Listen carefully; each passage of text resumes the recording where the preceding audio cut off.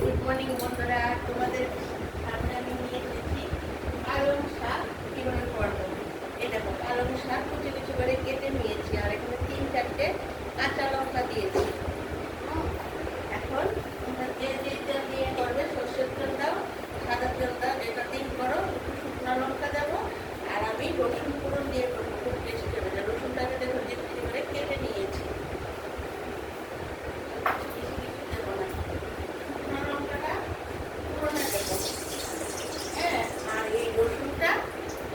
রসুনটা এই গরম তেলের মধ্যে শুকনো লঙ্কার সাথে দিয়ে দেবো। শুকনো লঙ্কাটা দিয়ে দিয়েছি। আর এই পালং শাকটা কুচি কুচি করে কেটেছি, এর মধ্যে একটু হলুদ আর অল্প করে নুন দেবে, কারণ শাক তো অল্প একটু হয়ে যাবে। অল্প করে নুন দিচ্ছি, কারণ শাকটা একটু হয়ে যাবে, মানে নুন হয়ে যাবে বেশি। আমি রসুনটা যখন লাল হবে,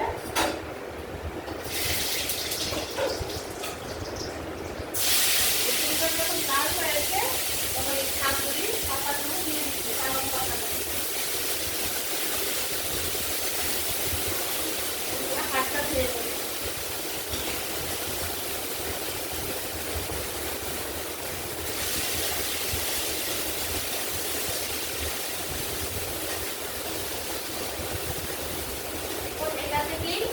এটা থেকেই জল উঠবে, তারপরে এটাকে মানে ভালো করে নেড়ে ছেড়ে যখন একটু শুকিয়ে যাবে তখন আপনি নামিয়ে রাখবেন। বন্ধুরা, প্লিজ আমার একটু সাবস্ক্রাইব করে দাও। আর আমার উপরেও প্রোগ্রাম লাঞ্চে আসছি, বিকেলে স্যাটারডে আসছি, এটা তোমরা দেখবে। আর তারাকেও একটা রান্না শেয়ার করেছি, রান্নাগুলি পুরো আসছে, পুরোটা দেখবেন।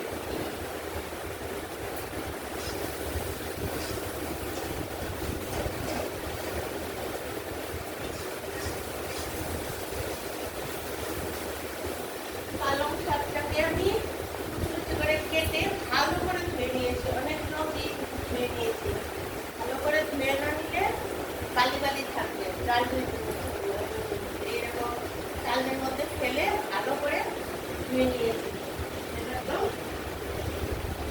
প্লেট ধুয়ে নিই, শাকটা দেখাবো।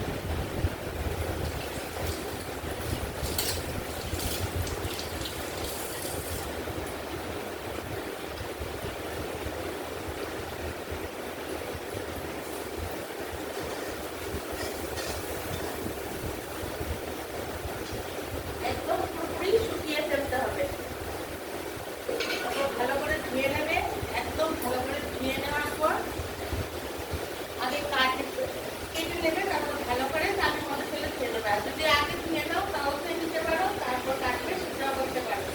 তারপর তেলের মধ্যে শুকনো লঙ্কাটা কালো হলে রসুন ফোড়ন দিয়ে দিচ্ছি।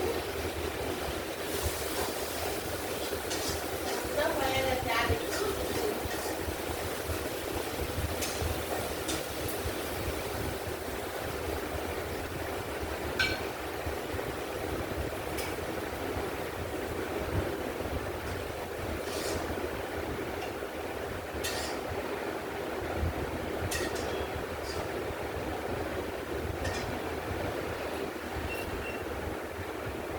এই দেখো বন্ধুরা, কতগুলো শাক কতটুকু হয়ে গেছে।